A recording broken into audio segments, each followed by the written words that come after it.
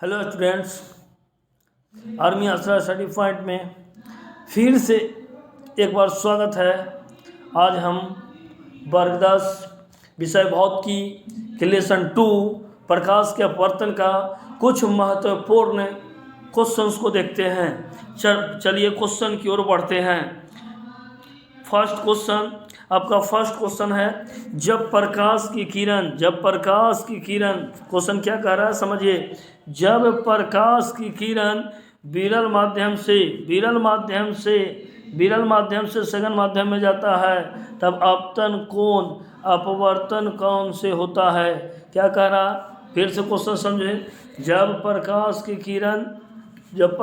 किरण विरल माध्यम से सघन माध्यम में जाती है तापतन कोण से अपवर्तन कौन होता है। देखिए अगर मान लिया कि यहाँ पर ये विरल है दोस्तों, और नीचे क्या है, सघन है। अब क्या कह रहा, विरल प्रकाश की किरण देखिए कहाँ से जा रहा है, विरल से सघन में। तो विरल से सघन में जाता है तो हम लोग जानते हैं प्रकाश के अपवर्तन के 2 शर्त हम पढ़ाए हैं कि जब प्रकाश की किरण अगर विरल से सघन में जाती है तो अभिलंब की ओर मुड़ती है। तो अभिलंब की ओर मुड़ेगा, यानी प्रकाश की किरण जाना तो चाहिए था यहाँ से, लेकिन अभिलंब की ओर मुड़ जाएगा। अब देखिए दोस्तों, अपतन कोण। तो अब सवाल यहाँ पर क्वेश्चन क्या कहता है, अपतन कोण अपवर्तन कोण से होता है। तो क्या हो जाएगा दोस्तों, अपतन कोण अपवर्तन कोण से होता है। यही ना करा, जब प्रकाश की किरण विरल माध्यम से सघन माध्यम में जाता है तब आपतन कोण से अपवर्तन कोण होता है। तो आपतन कोण से अपवर्तन कोण होता है, क्या हो जाएगा, आपतन कोण से अपवर्तन कोण छोटा हो जाएगा। आपतन कोण से अपवर्तन कोण क्या हो जाएगा, छोटा। चलिए क्वेश्चन नंबर हम लोग सेकंड की ओर बढ़ते हैं। जब प्रकाश की किरण सघन माध्यम से विरल माध्यम में जाती है, सघन से विरल माध्यम में जाती है तब आपतन कोण से अपवर्तन कोण हो जाएगा। तब आपतन कोण से अपवर्तन कोण इस स्थिति में क्या हो जाएगा। अब यहाँ पे हम समझना है दोस्तों कि प्रकाश की किरण, अब देखिए मान लिया कि ये सघन है ना, तो और नीचे क्या है, विरल है। हाँ, अब प्रकाश की किरण सघन से चल रही है, सघन से नहीं किधर जा रहा, जब सघन से विरल में जाएगी तो अभिलंब से दूर मोड़ेगी, यानी देखिए अपवर्तन कोण बड़ा हो गया, यानी मेरा राइट आंसर हो जाएगा बड़ा। राइट आंसर क्या हो जाएगा, दूसरा के ए बड़ा हो जाएगा, क्या बड़ा, हाँ चलिए बड़ा हो जाएगा। चलिए तीसरा क्वेश्चन कहता है, जब आपतन कोण का मान क्रांति कोण के बराबर होता है तब अपवर्तन कोण के मान क्या हो जाता है। जब आपतन कोण के मान क्रांति कोण के बराबर होता है तब अपवर्तन कोण होता है। तो देखिए 0 डिग्री, 90 डिग्री, 45 डिग्री, 180 डिग्री, यानी ऑप्शन नंबर आपका बी हो जाएगा सही। कितना हो जाएगा, 90 डिग्री हो जाएगा। अगला क्वेश्चन कहता है दोस्तों, देखो पानी में हवा का बुलबुला चमकीला दिखाई देता है क्यों। पानी में हवा के बुलबुला चमकीला दिखाई देता है, क्यों चमकीला दिखाई देता है, तो पूर्णात्रिक परावर्तन के कारण। चलिए क्वेश्चन नंबर हम लोग 5 की ओर आगे बढ़ते हैं। किसी समानांतर पृष्ठों वाले कांच की पट्टी में एक किरण का पृष्ठ से 40 डिग्री के आपतन कोण बनाती हुई प्रवेश करती है तो इसके विपरीत पृष्ठ से निर्गत अभिलंब से कितना कोण बनाएगी दोस्तों। तो कोण बनाएगी 40 डिग्री। कितना कोण बनाएगी, तो कोण जो है हम लोग को 40 डिग्री बनाएगी। कोण कितना बनाएगी, तो कोण हम लोग को 40 डिग्री बनाएगी, यानी राइट आंसर आपका हो जाएगा, यानी राइट आंसर जो हो जाएगा आपका कितना हो जाएगा, option number A. Right answer कितना हो जाएगा, ऑप्शन नंबर ए, यानी ऑप्शन नंबर ए। चलिए अगला क्वेश्चन की ओर हम लोग चलते हैं। क्वेश्चन नंबर 6 कहता है, उत्तल लेंस के सामने एक वस्तु को कहाँ रखा जाए। उत्तल लेंस के सामने एक वस्तु को कहाँ रखा जाए कि प्रतिबिंब आभासी, सीधा एवं आवर्धित बने। तब प्रतिबिंब आभासी भी बने, सीधा भी बने और आवर्धित भी बने। तो देखिए आपका राइट आंसर क्या हो जाएगा, कह रहा उत्तल लेंस है। देखो ये उत्तल लेंस है, कौन लेंस है, उत्तल लेंस। प्रतिबिंब को अब कह रहा वस्तु को कहाँ रखें, तो वस्तु को जब हम फोकस के अंदर रखेंगे, है ना, फोकस के कहाँ रखेंगे, अंदर। तो ये क्वेश्चन क्या कह रहा है भाई, लेंस तथा फोकस के बीच नहीं भाई, लेंस तथा फोकस के बीच नहीं, फोकस पर नहीं, अब फोकस पर कह रहा, सी में कह रहा फोकस दूरी एवं इसके दुगनी दूरी के बीच नहीं, अनंत पर नहीं। मेरा राइट आंसर हो जाएगा 6 के ए हो जाएगा, लेंस तथा फोकस के बीच। मेरा राइट आंसर हो जाएगा लेंस तथा फोकस के बीच। चलिए क्वेश्चन नंबर हम लोग आगे की ओर बढ़ते हैं। क्वेश्चन नंबर 7 क्या कहता है, किसी उत्तल लेंस के सापेक्ष कोई बीम किसी स्थिति पर रखा गया है तो उसका वास्तविक उल्टा तथा बराबर आकार का प्रतिबिंब प्राप्त किया जा सकता है। देखिए क्वेश्चन 2012 में ये पूछा गया है, इंपॉर्टेंट क्वेश्चन है। तो क्वेश्चन नंबर 7 क्या कह रहा है कि किसी उत्तल लेंस के सापेक्ष कोई बीम की स्थिति पर रखा गया है, उसका वास्तविक उल्टा और बराबर आकार का प्रतिबिंब क्या हो जाएगा। तो हम लोग जानते हैं कि 2F पर के कहाँ बनता है, 2F पर बनता है। तो यानी मेरा राइट आंसर हो जाएगा सी, आपका हो जाएगा फोकस दूरी से दुगनी दूरी पर। चलिए क्वेश्चन नंबर 8 की ओर हम लोग चलते हैं। बहुत अच्छा, बार बार ये क्वेश्चन पूछा गया है। उत्तल लेंस की फोकस दूरी 25 सेंटीमीटर, तो उसकी क्षमता हम लोग जानते हैं कि P बराबर 1/F होता है लेंस की क्षमता का फार्मूला। तो 1/, और एफ का मान कितना दे 25 सेंटीमीटर, तो इसको हम लोग मीटर में बदलेंगे दोस्तों, कुछ ही बदलेंगे मीटर, यानी 100 कितना हो जाएगा 25, तो 25 चौका 100, यानी राइट आंसर मेरा हो जाएगा 4 डायोप्टर। और चूँकि उत्तल लेंस की फोकस दूरी धनात्मक होती है इसलिए मेरा राइट आंसर हो जाएगा +4 डायोप्टर। ऑप्शन नंबर आपका बी। चलिए क्वेश्चन नंबर 9 कहता है लेंस की क्षमता 4 डायोप्टर है तो वह लेंस होगा।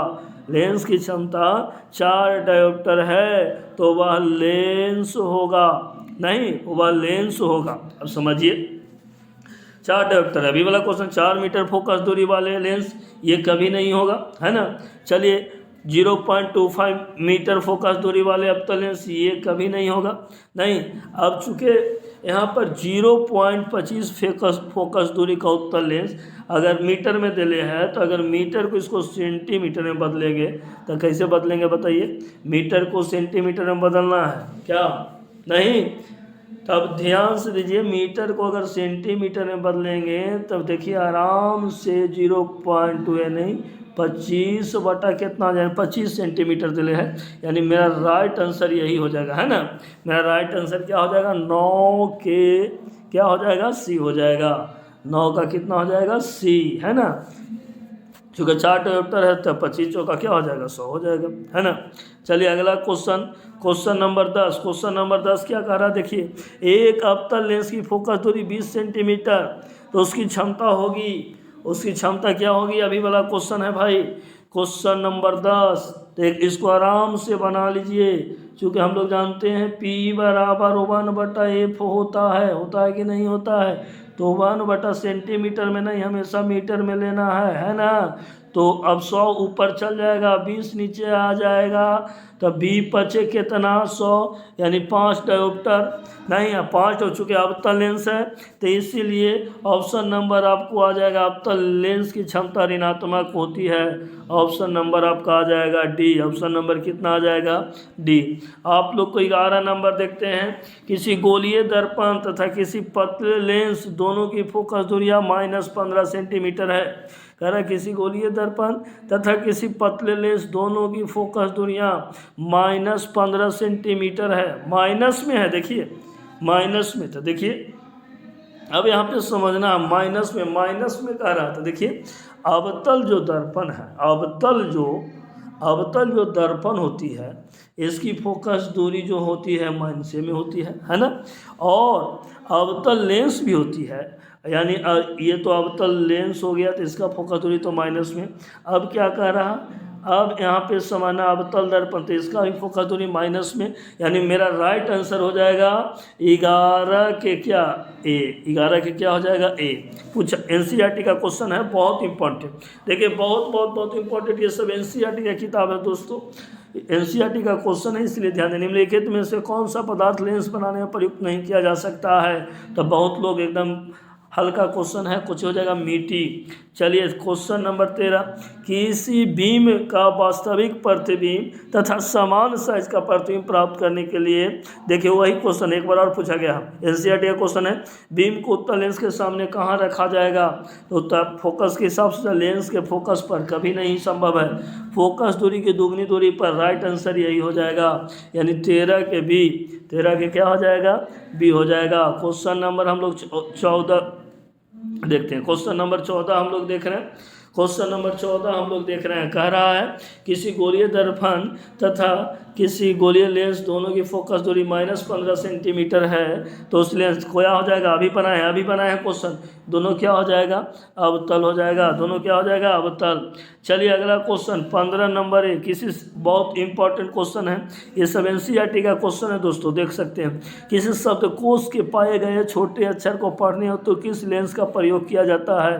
तो आप बताओ, छोटे अक्षर को पढ़ना है तो यानी दूर की वस्तु दिखाई दे तो यानी एक मतलब दूर की वस्तु दिखाई दे रहा है, निकट की वस्तु दिखाई नहीं दे रहा, तो सबसे पहले तो इसको दूर दृष्टि दोष होल है, तो सबसे पहले दो ऑप्शन जहाँ जहाँ अवतल वाला है उसको काट देंगे, है ना। अवतल लेंस तो नहीं होगा। अब कह रहा अब देखिए क्या अगर 5 सेंटीमीटर फोकस दूरी के उत्तल लेंस, हाँ राइट आंसर आपका हो जाएगा 15 के सी, 15 के क्या हो जाएगा? सी। 5 सेंटीमीटर फोकस दूरी का कौन लेंस? उत्तल लेंस। 5 सेंटीमीटर फोकस दूरी का कौन लेंस भाई? उत्तल लेंस। कितना? 5 सेंटीमीटर फोकस दूरी का उत्तल लेंस, है ना। 15 के हो जाएगा, कुछ हो जाएगा, सी हो जाएगा, 15 का हो जाएगा सी। चलिए अब देखिए क्वेश्चन नंबर 16 कहता है, क्वेश्चन नंबर 16 कहता है N1 अपवर्तनांक वाले पारदर्शी माध्यम से N2 अपवर्तनांक वाले पारदर्शी माध्यम में प्रकाश प्रवेश करता है।